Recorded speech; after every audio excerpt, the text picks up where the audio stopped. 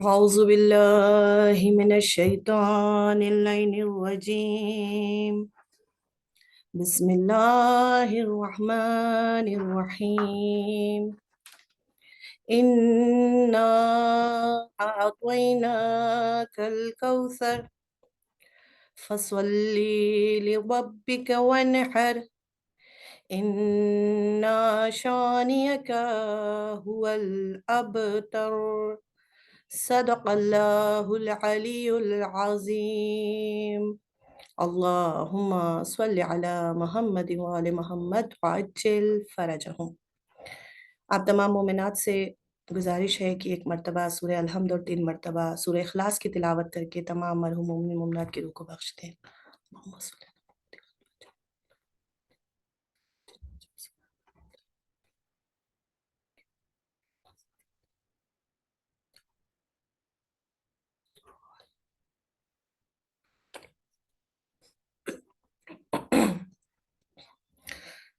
لا حول ولا قوة إلا بالله العلي العظيم.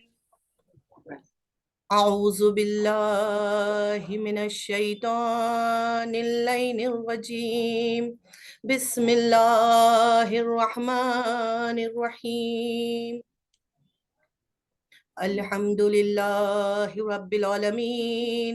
الصلاة والسلام على أشرف الأنبياء والمرسلين سيدنا ونبينا وشفيع ذنوبنا وحبيب قلوبنا وطبيب نفوسنا مولانا مولى الثقلين جد الحسن والحسين أبي القاسم محمد. اللهم صل على محمد وآل محمد وعجل وآله الطيبين الطاهرين المعصومين المظلومين ولعنة الله على أعدائهم أجمعين. أما بعد فقد قال رسول الله صلى الله عليه وآله وسلم إن الله يرضى لرضاء فاطمة. صلوات پڑھ دیں محمد والے محمد پر. اللهم صل على محمد وعلى محمد وعجل فرجهم. عزیزان گرامی، آج دنیا میں ہم کسی بھی مسلمان سے اگر یہ سوال کریں کہ یہ عبادتیں جو مسلمان کر رہا ہے وہ کس لیے کر رہا ہے، یہ نماز جو ادا کر رہا ہے یہ کس لیے کر رہا ہے، یہ روزے جو مسلمان رکھ رہے ہیں وہ کس لیے رکھ رہے ہیں، آج یہ مسلمان جو حج پہ جا رہا ہے یہ کس لیے جا رہا ہے، تو شاید ہر مسلمان کا یہی جواب ہوگا کہ اللہ راضی ہو جائے، اللہ راضی ہو جائے. یعنی ہر مسلمان یہ عبادتیں اسی لیے کر رہا ہے تاکہ پروردگار عالم اس سے راضی ہو جائے. مگر رسول اللہ کہہ رہے ہیں کہ اگر اللہ کو راضی کرنا ہے تو پہلے فاطمۃ الزہرا کو راضی کر لو. اس لیے کہ مسلمان جتنی بھی نمازیں پڑھ لیں، عزیزان محترم، ہمیں نہیں معلوم کہ اللہ سے راضی ہوا یا نہیں. ہم نے جو روزے رکھے ہیں آیا اس روزوں کی بنا پر اللہ ہم سے راضی ہوا ہے یا نہیں، ہمیں نہیں پتا ہے کہ ہم نے اتنی عبادتیں کی ہیں، یہ تمام عبادتوں پر اللہ ہم سے راضی ہوا ہے یا نہیں، ہمیں یہ نہیں معلوم ہے. لیکن معصوم فرما رہے ہیں کہ اگر اللہ تم کو راضی کرنا ہے تو تمہیں سب سے پہلے فاطمۃ الزہرا کو راضی کرنا ہوگا، اس لیے کہ بے شک جس سے زہرا راضی ہو جائے گی اس سے پروردگار بھی راضی ہو جائے گا. اب سوال یہ ہے کہ زہرا کس سے راضی ہوں گی؟ عزیزان گرامی، اہل بیت کے فضائل دیکھیے ہم مجلسوں میں بیان کرتے ہیں. کیوں بیان کرتے ہیں؟ صرف سننے اور سنانے کے لیے نہیں. اہل بیت کے فضائل کا صرف سننا کمال نہیں ہے، بلکہ اس کا اثر اپنے وجود کے اندر پیدا کر لینا یہ کمال ہے. اچھے کو اچھا کہنا تبھی مکمل ہوگا کہ جب وہ اثر ہم اپنے وجود کے اندر ہمیں دکھائی دے. اہل بیت کے فضائل کو ہم اسی لیے بیان کرتے ہیں، ان کا تذکرہ اسی لیے کرتے ہیں. گفتگو کی صرف سننے کی حد تک نہیں رہے، بلکہ یہ ہمارے اندر ایک انقلاب کو پیدا کر دے. جو ہمارے خیالات کو علوی خیالات بنا دے اسی کو فضیلت کہتے ہیں، جو ہمارے افکار کو حسینی افکار میں تبدیل کر دے اسے محبت کہتے ہیں، جو ہماری سیرت کو فاطمی سیرت بنا دے اسے مودت کہتے ہیں۔ اور یہی مودت ہے جس کا حکم اللہ نے دیا ہے، قُلْ لَا أَسْأَلُكُمْ عَلَيْهِ أَجْرًا إِلَّا الْمَوَدَّةَ فِي الْقُرْبَى، اے رسول کہہ دیجئے امت سے مجھے اجر رسالت کچھ نہیں چاہیے مگر یہ کہ میرے اقربا سے مودت اختیار کرے۔ مودت کا مطلب یہ نہیں کہ صرف دل میں ان کے لیے محبت پیدا کرے، نہیں، مودت کا مطلب ہے کہ دل میں محبت بھی ہو اور ان کے کردار کو بھی ہم اپنانے کی کوشش کریں۔ تو عزیزان محترم، اہل بیت کی فضیلت کو صرف سننے پر ہم اکتفا نہ کریں بلکہ اسے اپنے وجود کی گہرائیوں میں بھی اتارنے کی کوشش کریں۔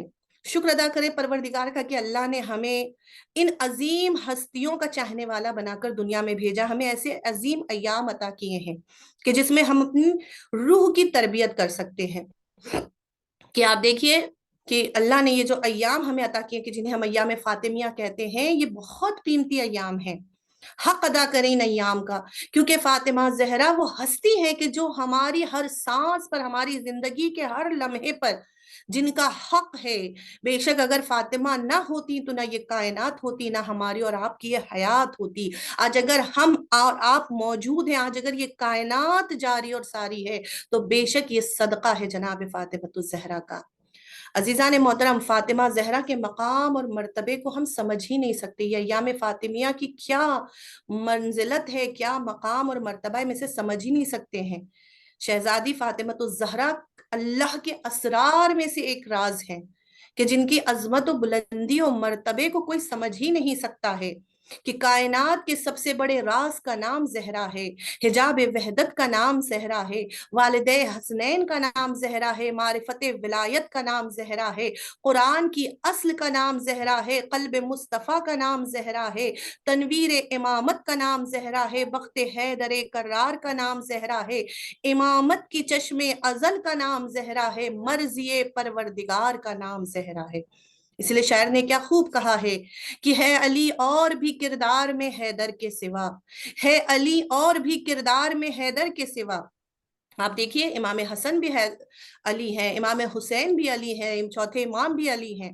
اسے شاعر کہہ رہا ہے علی اور بھی کردار میں حیدر کے سوا، فاطمہ کوئی نہیں بنت پیمبر کے سوا۔ اور کس میں ہمت ہے رکھے مہر نبوت پہ قدم، کس میں ہمت ہے کہ رکھے مہر نبوت پہ قدم، تیرے بچوں کے علاوہ تیرے شوہر کے سوا، اور رکھ دیا کاتب تقدیر نے لکھے یہ قلم، رکھ دیا کاتب تقدیر نے لکھے یہ قلم، مرضی زہرا ضروری ہے مقدر کے سوا، مرضی زہرا ضروری ہے مقدر کے سوا۔ تو عزیزان محترم، جناب فاطمہ الزہرا کی مرضی کا ہونا بہت ضروری ہے۔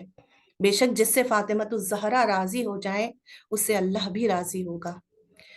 کل کی مجلس میں نے بیان کیا تھا کہ کون سی چیز ہے کہ جس سے زہرا راضی ہوں گی، جس میں نے بتایا تھا کہ شہزادی کی پسند کو اگر ہم اپنی پسند بنا لے تو بے شک فاطمہ الزہرا ہم سے راضی ہوں گی۔ تو کل 3 چیزوں کا میں نے ذکر کیا تھا۔ آج ہم دیکھیے اگر ہم چاہتے ہیں فاطمہ الزہرا ہم سے راضی ہوں تو ہمیں کیا کرنا ہوگا؟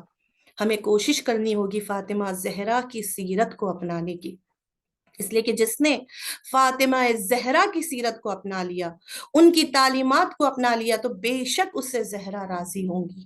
کیونکہ آپ دیکھیے کہ فاطمہ الزہرا ہم سے یہی چاہتی ہیں کہ ہم ان کی سیرت پر عمل کریں، ہم ان کے کردار کو اپنانے کی جو ہے وہ کوشش کریں۔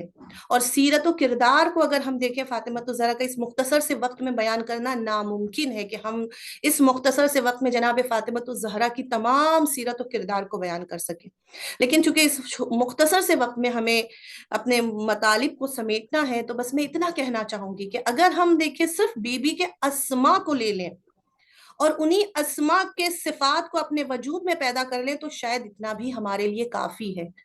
بی بی کے بہت سے اسما و القاب ہیں، اور یہ اسماء و القاب ایسے ہی نہیں ملے ہیں بلکہ وہ تمام کوالٹی، وہ تمام صفات موجود تھے شہزادی کے اندر، کہ جس کی وجہ سے آپ کو پروردگار عالم نے ان اسماء کا، ان القاب کا جو ہے پروردگار عالم نے یہ القاب عطا کیے، یہ اسماء اللہ نے آپ کو عطا کیے ہیں۔ ان 9 نام جناب فاطمہ الزہرا کو خدا کی طرف سے ملے، اور القاب تو بے پناہ ہیں کہ انہی القاب کو اگر ہم اپنا لیں، انہی اسما کو اور انہی صفات کو اپنے وجود میں پیدا کر لیں، تو شاید جناب فاطمۃ الزہرا کے کردار اور سیرت پر ہم کچھ قدم آگے چل سکتے ہیں، اور جس نے ایک قدم بھی آگے بڑھایا بے شک اس سے زہرا راضی ہیں۔ تو آپ دیکھیں جناب فاطمہ زہرا کے جو القاب اور اسما ہیں، ان میں سے کچھ کا میں بس ذکر کرنا چاہوں گی کہ جناب فاطمۃ الزہرا کے ان القاب کے معنی کیا ہے، تاکہ ہم اس صفت کو اپنائیں، اس کردار کو اپنانے کی کوشش کریں، اور بے شک اگر ہم نے وہ کردار اپنا لیا تو ہم سے جناب فاطمۃ الزہرا راضی ہوں گی۔ ایک لقب ہے آپ کا جناب فاطمۃ الزہرا کا، وہ ہے بتول۔ بتول کسے کہتے ہیں؟ کہا بتول اس عورت کو کہتے ہیں کہ جو شوہر کے علاوہ کسی سے انس نہیں رکھتی، یعنی جو اپنی شوہر کی وفادار ہو اسے بتول کہتے ہیں۔ اور یہ صفت ہم اپنے وجود میں اگر پیدا کر لیں تو یقیناً ہم سے زہرا راضی ہو جائیں گی۔ آپ دیکھیے کتنی محبت کرتی تھی شہزادی مولا کائنات سے، کہ آپ اس محبت کو ہم آج کے کسی بھی پیمانے میں ہم اس کو جو ہے وہ اس کا مقایسہ ہی نہیں کر سکتے ہیں، کہ اتنی شدید محبت جناب فاطمۃ الزہرا کو ابو الحسن سے تھی، کہ اتنا غم ہونے کے بعد بھی کبھی مولا کے سامنے اپنے درد، اپنی تکلیف کو شہزادی نے نہیں بیان کیا۔ آج ہم اپنے گھروں میں دیکھتے ہیں کہ ذرا سی کوئی مشکل پیش آ جاتی ہے، ذرا بھی کوئی غم آ جاتا ہے تو عورتیں فوراً شوہر کے سامنے جو ہے وہ چیزوں کو بیان کر دیتی ہیں۔ عزیزان محترم، جناب فاطمۃ الزہرا کی زندگی ہمارے لیے نمونہ عمل ہے، کہ اس طرح سے اتنی تکلیفیں اٹھانے کے باوجود بھی کبھی شہزادی نے شوہر کے سامنے کوئی اپنے غم کا اظہار نہیں کیا، اپنی مشکل کو بیان نہیں کیا، حتیٰ کہ کوئی فرمائش بھی نہیں کی۔ کہ خود مولا متقیان کہتے ہیں کہ جب باہر کی مشکلات کو برداشت کر کے میں گھر آتا تھا تو شہزادی اس طرح سے مسکرا کے میرا استقبال کرتی تھی کہ آپ کے چہرے کو دیکھ کر، آپ کے چہرے پر آنے والی مسکراہٹ کو دیکھ کر میرا سارا درد ختم ہو جاتا تھا، میرا سارا رنج ختم ہو جاتا تھا۔ عزیزان محترم، ہم بھی شہزادی کی اس نقش قدم پر کوشش کریں چلنے کی، اور بے شک اگر ہم نے کوشش کی تو ہمارا گھر بھی جنت کے ٹکڑوں میں سے ایک ٹکڑے میں تبدیل ہو جائے گا۔ جناب فاطمۃ الزہرا کا ایک اور اسم جو ہے وہ عذرا ہے۔ عذرا کسے کہتے ہیں؟ عذرا اس پاکیزہ اور پردہ نشین عورت کو کہتے ہیں کہ جس پر کسی نامحرم کی نظر نہ پڑے۔ اتنی باحیا تھی شہزادی کہ آپ سب جانتے ہیں، وقت میں اتنی گنجائش نہیں، میں بہت زیادہ موضوع کو بیان نہیں کر پاؤں گی، لیکن بس مختصر سے وقت میں مختصر چیزوں کو بیان کرنا ہے کہ اتنی باحیا تھی شہزادی کہ جب ایک نابینا صحابی بھی گھر میں داخل ہوتا ہے تو شہزادی نے خود کو پردے میں چھپا لیا، اور جب رسول اللہ نے پوچھا بیٹی یہ تو نابینا ہے، تو آپ کو دیکھ بھی نہیں سکتا ہے، تو شہزادی نے کیا جواب دیا؟ یہی تو کہا تھا نا کہ بابا وہ نابینا ہے، میں تو نابینا نہیں ہوں۔ اور عزیزان محترم، اس کا جواب آیت اللہ جواد عاملی بھی کہتے ہیں کہ اس لیے شہزادی نے اپنے وجود کو چادر میں چھپا لیا تھا کہ بیوی کو ہرگز یہ گوارا نہیں تھا کہ جسم کی جو خوشبو ہوتی وہ بھی نامحرم تک نہ جا سکے، اس لیے جناب فاطمۃ الزہرا نے خود کو چادر کے نیچے جو ہے وہ چھپا لیا تھا۔ تو عزیزوں، خود کو پردے میں اس طرح سے رکھنا یہ شہزادی کو پسند ہے۔ آج ہم دیکھ رہے ہیں کہ ہمارے معاشرے میں کتنی بے حیائی عام ہو چکی ہے۔ آج ہماری زیادہ تر مشکلات کی وجہ جو ہے وہ حد سے زیادہ بڑھتی ہوئی بے حیائی اور بے شرمی ہے۔ آج ہم دیکھ رہے ہیں کس طرح سے بے عفتی اور بے حیائی معاشرے میں بڑھتی چلی جا رہی ہے، اور دشمن آج ہماری بیٹیوں کے سروں سے پردے کو چھیننے کی کوشش کر رہا ہے، کیونکہ وہ جانتا ہے کہ اگر ان سروں پر پردہ رہا اور یہ ایمان کے اسی مرحلے میں آگے بڑھتی گئیں تو ان کو ہم ختم نہیں کر سکتے ہیں۔ لہٰذا آج ہم دیکھتے ہیں کہ نئے نئے فیشن کی صورت میں جو ہے وہ حجاب اور پردے آ رہے ہیں۔ عزیزان محترم، ہم اپنے پردے کی حفاظت کریں، دشمن کی سازشوں کو ناکام بنائیں۔ آپ دیکھیں امام خمینی کا جملہ ہے کہ آیت اللہ خامنئی کا جملہ ہے کہ آپ فرماتے ہیں دشمن ہمارے ہتھیاروں سے نہیں ڈرتا ہے، دشمن ہمارے اسلحوں سے نہیں ڈرتا ہے، بلکہ دشمن کو اگر کسی چیز کا خوف ہے تو وہ ہماری ماں بہنوں کے سروں پر رہنے والی اس چادر سے خوف ہے۔ لہٰذا اس چادر کے اور اس پردے کی عظمت کو سمجھیے کہ خود شہدا کہتے ہیں، بعض شہدا کی وصیت نامے میں لکھا ہے کہ وہ کہتے ہیں کہ اے میری ماں بہنوں، اپنے سروں پر چادریں رکھو، اپنے سروں کو پردے میں ڈھانپ کر باہر نکلو، اس لیے کہ ہمارے خون سے زیادہ اگر کسی چیز میں تاثیر ہے تو وہ آپ کے سر پر رہنے والی اس چادر میں تاثیر ہے۔ تو اگر ہم اپنے کو پردے میں رکھیں گے تو یقیناً ہم سے شہزادی راضی ہوں گی۔ آج جس طرح سے ہم حجاب کر رہے ہیں، کیا ہم یقین سے کہہ سکتے ہیں کہ شہزادی ہمارے اس حجاب سے راضی ہیں؟ نہیں عزیزان محترم، لہٰذا کوشش کریں جتنا ہو سکے اپنے کو ہم حجاب میں اور پردے میں رکھیں۔ اور تیسری جو فاطمۃ الزہرا کا اس میں گرامی ہے اور آپ کا لقب ہے، آپ کو راکیہ کہا گیا ہے۔ راکیہ یعنی جو خدا کی بارگاہ میں بہت زیادہ رکوع کرنے والی ہے، اتنی زیادہ جناب فاطمۃ الزہرا عبادتیں کرتی تھیں، رکوع کرتی تھیں، سجدے کرتی تھیں کہ آپ کے پیروں میں ورم پڑ جایا کرتے تھے۔ ہم اپنی عبادتوں کو دیکھ لیں اور شہزادی کی عبادتوں کو دیکھ لیں، کہاں سے ہمارے اندر وہ تمام، کیا ہمارے اندر وہی سارے صفات موجود ہیں جو شہزادی میں تھے؟ نہیں عزیزان محترم، ہماری عبادتوں کا عالم یہ ہے کہ ہم جب مصلے پر آتے ہیں تو سوچتے ہیں کتنی جلدی ہو سکے ہم اپنی عبادتوں کو ختم کر لیں، مگر شہزادی وہ ہیں کہ جب مصلے پر آتی تھی تو اس طرح سے گھنٹوں عبادتوں میں مصروف رہتی تھیں کہ آپ کے پیروں میں ورم آ جاتے تھے مگر آپ عبادت سے نہیں تھکتی تھیں۔ بی بی کا ایک اور لقب ہے عارفہ، یعنی خدا کی معرفت رکھنے والی۔ بے شک فاطمۃ الزہرا کو جو خدا کی معرفت تھی وہ اور کسی کو معرفت نہیں تھی سوائے علی کے۔ اور عزیزان محترم، یہی وجہ ہے کہ آپ دیکھیے کہ ان کی معرفت کا اگر ہم آپ اندازہ لگانا چاہتے ہیں تو اسی چیز سے اندازہ لگ سکتا ہے کہ آپ ایسی بامعرفت خاتون تھی اور ایسی بامعرفت بیٹی کی آپ نے تربیت کی کہ وہ بیٹی جب کربلا کے میدان میں ایک دن میں جس نے 72 جنازے دیکھے، اور جب دربار یزید میں جناب زینب آئی ہیں تو آنے کے بعد ایک مرتبہ جناب زینب سے جب یزید نے سوال کیا تھا کہ زینب دیکھا اللہ نے آپ کے ساتھ کیا کیا، تو شہزادی کا ایک جملہ جو آج بھی تاریخ میں موجود ہے، آپ نے فرمایا ما رأیت الا جمیلا، میں نے کربلا میں سوائے خوبصورتی کے اور کچھ نہیں دیکھا۔ یہ جناب زینب کو معرفت کا درس کس نے دیا؟ یہ ماں سے معرفت کا درس جناب زینب نے لیا ہے کہ جب بیٹی کی معرفت کا یہ عالم ہے تو سوچئے اس ماں کی معرفت کا کیا مقام اور مرتبہ ہوگا۔ یہ جناب فاطمۃ الزہرا کی معرفت ہے، ہم اپنے اندر بھی ایسی معرفت کو پیدا کرنے کی کوشش کریں۔ جناب فاطمۃ الزہرا کا ایک لقب ہے عالمہ۔ عزیزان محترم، آپ نے ما ینطق عن الہوی کی زبان سے علم حاصل کیا ہے، آپ علم لدنی کی مالکہ تھی، اور یہی وجہ ہے کہ اس عالم میں کہ آپ دیکھیں کہ جب پسلیاں ٹوٹی ہوئی ہیں، پہلو شکستہ ہے، اور اس عالم میں کہ ابھی چند دن گزرے ہیں محسن کی شہادت کو، کہ آپ دیکھیں یہ وہ عالم ہوتا ہے ایک عورت کے لیے کہ جس کا بستر سے اٹھنا بھی محال ہوتا ہے، اس عالم میں جناب فاطمۃ الزہرا جب دربار میں گئی ہیں، مسلمانوں کے درمیان میں جا کر ایسا خطبہ دیا ہے کہ آج بھی دنیا حیران ہے، ایسا فصیح، ایسا بلیغ خطبہ جس کو خطبہ فدق کہتے ہیں۔ عزیزان محترم، یہ خطبہ فدق کیا ہے؟ اسے ایک بار ضرور کم سے کم اپنی زندگی میں ایک مرتبہ تو پڑھنے کی کوشش کیجئے۔ یہ فدق کا خطبہ جو جناب فاطمۃ الزہرا نے دیا کوئی معمولی خطبہ نہیں ہے۔ آج ہم بس خطبہ فدق کا نام جانتے ہیں، لیکن کبھی ہم نے اس خطبہ فدق کو پڑھنے کی کوشش کی؟ ہم نے کبھی اس کے مطالب کو سمجھنے کی کوشش کی؟ عزیزان محترم، روایتوں میں ہے کہ یہ ایسا فصیح و بلیغ خطبہ ہے کہ خود علامہ مجلسی اپنی کتاب میں لکھتے ہیں کہ اگر تمام جن و انس مل کر اس خطبے کو بیان کرنا چاہیں تو وہ اسے خطبے کی تمام جن و انس مل کر بھی اس خطبے کو بیان نہیں کر سکتے، اس کے مطالب کو بیان نہیں کر سکتے ہیں، اس کے مطالب کی شرح نہیں بیان کر سکتے ہیں، اتنا فصیح و بلیغ خطبہ ہے، اور ایک خاتون نے اس طرح سے جا کر اس عالم میں یہ خطبے کو دیا ہے۔ تو کوشش کیجئے کہ ان ایام میں ایک مرتبہ ضرور خطبہ فدق کو اٹھا کر پڑھیے، اور میرا یقین ہے کہ انشاءاللہ جو خطبہ فدق کو پڑھے گا یقیناً زہرا کی نظر کرم اس پر ہوگی۔ آپ دیکھیں پہلے دور میں لوگ اپنے بچوں کو 2 خطبے ضرور یاد کرایا کرتے تھے، ایک خطبہ حمام کے جسے خطبہ متقین کہا جاتا ہے جس میں متقین کے صفات بیان کیے گئے ہیں، اور دوسرا خطبہ فدق کہ بچوں کو یہ خطبے یاد کرائے جاتے تھے۔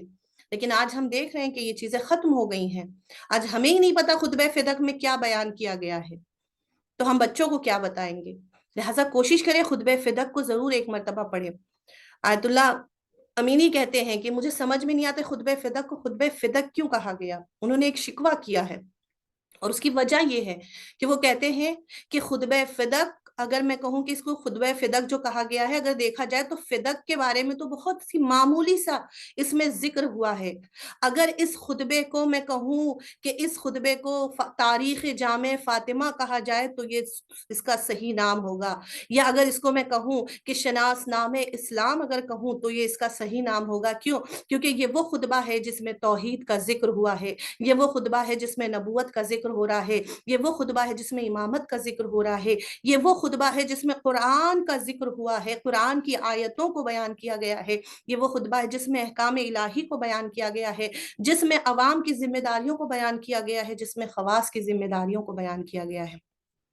لہٰذا اس خطبے کو ہم کوشش کریں کہ اپنی زندگی میں ضرور سے ضرور ایک مرتبہ اس کو پڑھیں اور اس کے مطالب کو سمجھنے کی کوشش کریں۔ تو جناب فاطمۃ الزہرا عالمہ ہیں، اور ایک لقب جو جناب فاطمۃ الزہرا کے بارے میں بہت ہی مشہور اور معروف آپ کا یہ لقب ہے، وہ کون سا لقب ہے؟ کہا کہ وہ آپ کا ایک لقب ہے ممتحنہ۔ عزیزان محترم، ممتحنہ کسے کہتے ہیں؟ کہا ممتحنہ اسے کہتے ہیں کہ جس سے امتحان لیا گیا ہے۔ آپ دیکھیے، انسان کی زندگی ایک سختیوں کا نام ہے، زندگی سختیوں کا نام ہے، زندگی اسٹرگل کا نام ہے۔ آج ہم دیکھتے ہیں کہ اگر ہم پر ذرا سی مصیبت آ جائے، ذرا سی مشکلات میں ہم گرفتار ہو جائیں تو ہم گھبرا جاتے ہیں، پریشان ہو جاتے ہیں، ہمارے لبوں پہ شکوے اور نالے جو ہے وہ نالوں کی فریاد جو ہے وہ بلند ہو جاتی ہے۔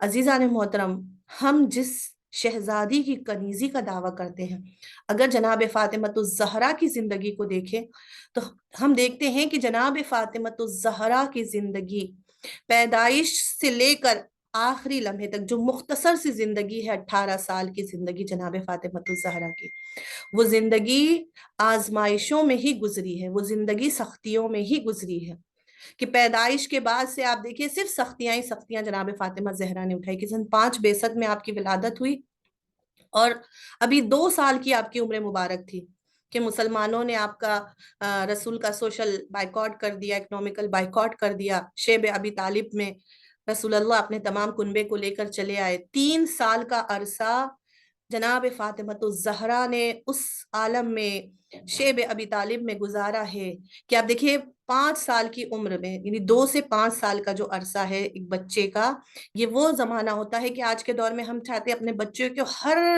طرح کے عیش و آرام کی زندگی عطا کرے، ہر طرح کی تمام اس کی خواہشوں کو پورا کرے، لیکن جناب فاطمۃ الزہرا کا یہ مختصر سا عرصہ جو آپ کے بچپنے کا عرصہ ہے، آپ دیکھیے اتنی سختیوں میں گزرا ہے کہ شیب ابی طالب میں اتنا سخت جو ہے وہ مصائب اور مشکلات تھی کہ ایک کھجور کو 40 لوگ جو ہے وہ مل کر کھاتے تھے، یعنی اتنا زیادہ ہر چیز کی وہاں پر جو ہے وہ کمی تھی کہ نہ کھانے کو کچھ تھا، نہ پینے کو کچھ تھا، درخت کی پتیاں چبائی جا رہی ہیں۔ سوچئے وہ فاطمۃ الزہرا جو اس کی بیٹی ہے، کہ جو ملکہ عرب کہلاتی تھی، آج اس ملکہ عرب کی بیٹی ایک سوکھے ہوئے پتے کھا کر زندگی گزار رہی ہے۔ اس ملکہ عرب کی بیٹی جو ہے وہ ایک کھجور کو سارے مسلمان چوستے تھے تاکہ اس کی تھوڑی سی جو ہے وہ تراوٹ جسم میں پہنچ جائے اور انسان زندہ رہ سکے۔ تو آپ دیکھیے کہ 5 سال کا عرصہ اتنی سختیوں میں گزرا، اس کے بعد 6 سال کی عمر ہوئی، ماں کا سایہ سر سے اٹھ گیا، اور اس کے بعد جناب فاطمۃ الزہرا اپنے بابا کے لیے ماں بن گئی، کہ یہ 3 سال جو 9 سال کا عرصہ باپ کے ساتھ گزارا ہے، یہ 3 سال کا عرصہ بھی جناب فاطمۃ الزہرا کی زندگی میں سختیاں ہی سختیوں کے ساتھ تھا، کہ کبھی باپ کو کوئی پتھر مار رہا ہے، رسول گھر میں آتے ہیں زخمی حالت میں، اس طرح سے کہ جسم لہو لہان ہے، 6 سال کی زہرا اپنے ننھے ننھے ہاتھوں سے اپنے بابا کے زخموں کو صاف کر رہی ہیں۔ کبھی دیکھتی ہیں کہ بابا آ رہے اس حالت میں کہ سر پر غلاظت گری ہوئی ہے، جسم پر کوڑے کرکٹ گرے ہوئے ہیں، ننھی سی زہرا اپنے ہاتھوں سے رسول اللہ کے جسم سے وہ غلاظتیں صاف کیا کرتی تھی۔ اس 9 سال کے عرصے میں زہرا نے صرف مشکلات دیکھی، اور اس کے بعد جب شادی ہوئی، ہجرت کر کے مدینے آئی، اور شادی ہوئی، شادی کے بعد مولا کائنات کے گھر میں بھی آئی ہیں۔ تو آپ دیکھیے کہ یہ 9 سال کا عرصہ جو مولا کائنات کے ساتھ فاطمۃ الزہرا نے گزارا ہے، وہ کس انداز میں گزارا ہے، کہ 70 سے زیادہ جنگ میں علی نے شرکت کی، یعنی مسلسل مولا کائنات جنگ کے میدان میں ہوتے تھے، تنہا فاطمۃ الزہرا نے بچوں کی تربیت کی، اور اس عالم میں تربیت کی ہے کہ فاقے پہ فاقے کر کے زندگی گزاری جا رہی ہے۔ عزیزان محترم، وقت میں گنجائش نہیں ہے کہ میں بہت زیادہ توضیح دے دوں۔ آپ دیکھیں کس انداز میں فاطمۃ الزہرا جو ہیں وہ فاقے کر رہی تھی۔ ایسا نہیں تھا کہ مولا کائنات کے پاس کچھ نہیں تھا، یہ جناب زہرا کو کچھ لا کے مولا جو ہے وہ کھانے کو نہیں کھلا سکتے تھے۔ عزیزان محترم، علی کے پاس موجود تھا، مگر جو کچھ بھی وہ لاتے خود مولا کائنات، خود جناب فاطمۃ الزہرا اسے غربا میں، اسے یتیموں میں تقسیم کر دیا کرتی تھی، خود فاقے پہ فاقہ رکھ کر زندگی گزار رہی ہیں۔ تو عزیزان محترم، یہ ہے کہ اسی وجہ سے آپ کو ممتحنہ کا لقب دیا گیا ہے، یعنی وہ جس سے بار بار امتحان لیے گئے اور جو ہر امتحان میں کامیاب ہوتی چلی گئی۔ تو جناب فاطمۃ الزہرا کی زندگی ہمارے لیے بھی نمونہ عمل ہے کہ ہم بھی مشکلات سے گھبرائیں نہیں، ہم بھی مشکلات کو جو ہے وہ دیکھ کر خوف زدہ نہیں ہو، بلکہ مشکلات کو پھر صبر و تحمل کرنے کی جو ہے وہ کوشش کریں۔ کہ روایتوں میں ہے کہ جو جتنا مشکلات میں گرفتار ہوتا ہے اور صبر و تحمل سے کام لیتا ہے، پروردگار اس کے اجر میں اتنا ہی اضافہ کرتا ہے، اس کے درجات میں اتنا ہی زیادہ اضافہ کرتا ہے۔ تو عزیزان محترم، بس وقت میں زیادہ گنجائش نہیں ہے، چونکہ لہٰذا میں مصائب کی منزل پر آنا چاہوں گی کہ جناب فاطمۃ الزہرا کی اگر ہم واقعی کنیزیں کہلانا چاہتے ہیں، کیونکہ زبان سے دعویٰ کرنے سے کوئی کنیز نہیں بنتا ہے، کنیز وہی کہلائے گی کہ جو جناب فاطمۃ الزہرا کی سیرت کو واقعی اپنی زندگی میں اپنانے کی کوشش کرے، جو جناب فاطمۃ الزہرا کے کردار کو اپنے کردار میں جو ہے وہ اتارنے کی کوشش کرے۔ بس ہم بھی کوشش کریں کہ جناب فاطمۃ الزہرا کی یہ تمام اوصاف و کمالات کو اپنے وجود میں اتارنے کی کوشش کریں، ایک قدم ہم آگے بڑھائیں، بے شک وہ ماں فاطمۃ الزہرا 10 قدم بڑھ کے ہمیں اپنی آغوش میں لے لیں گی۔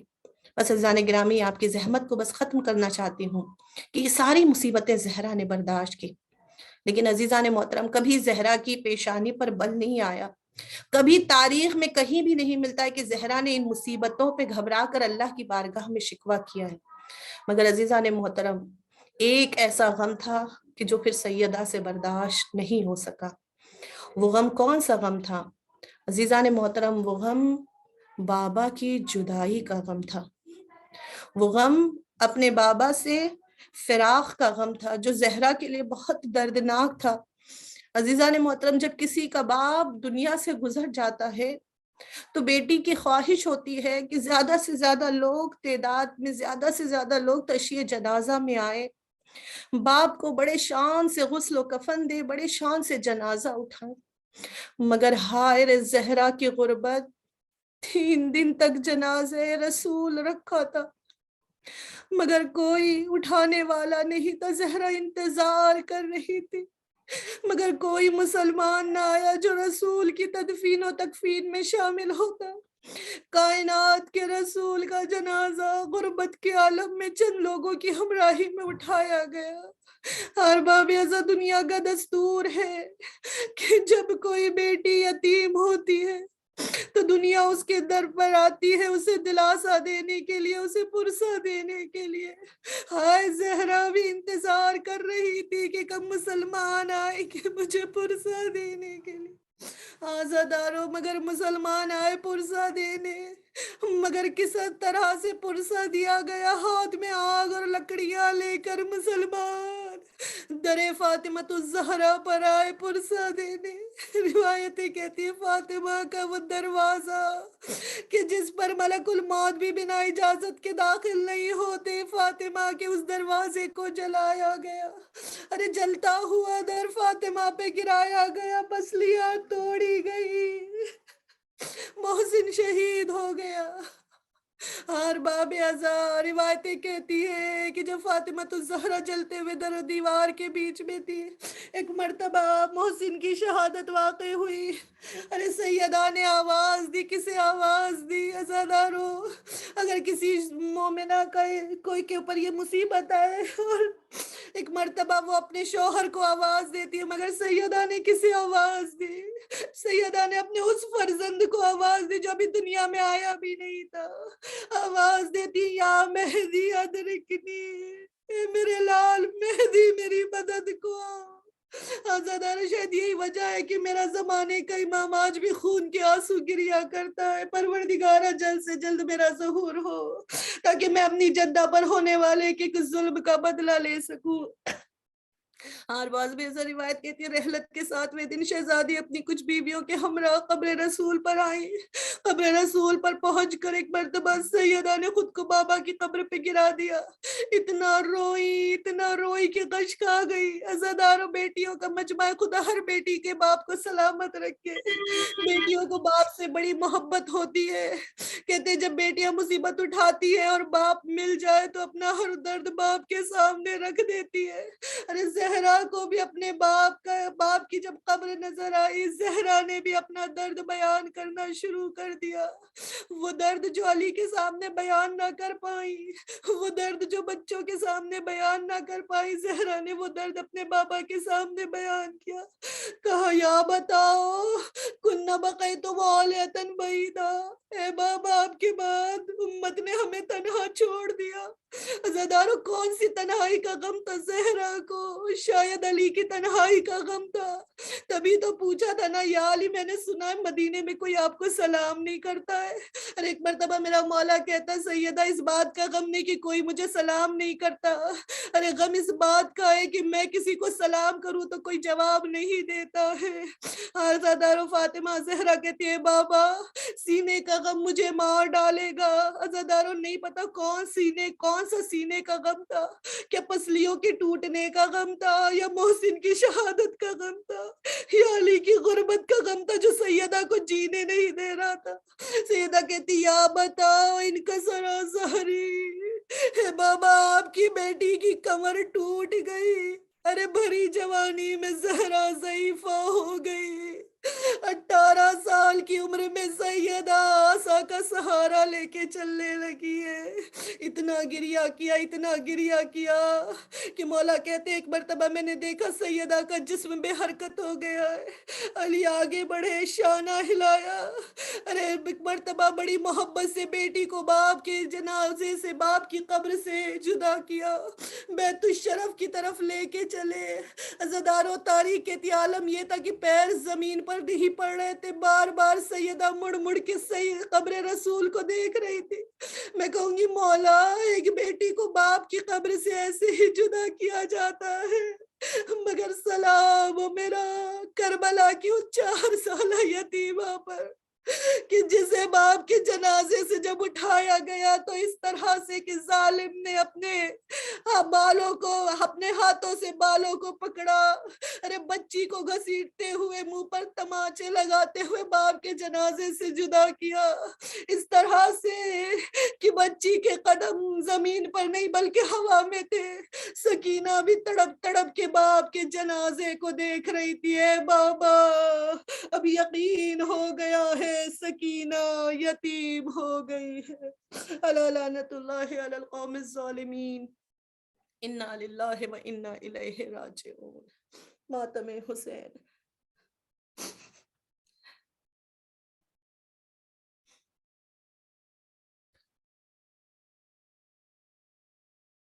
ماتم حسین. یہ شاید لیفٹ ہونے والی ہے نا ابھی، تو دوسری شاید جوائن ہاں کر ذرا دوسری میٹنگ جوائن کر لو. یہ بولیے وہ پوسٹ کر دیا ہے لنک. لوگ لیو کر کے دوسری جوائن کر لیجیے، ٹھیک ہے.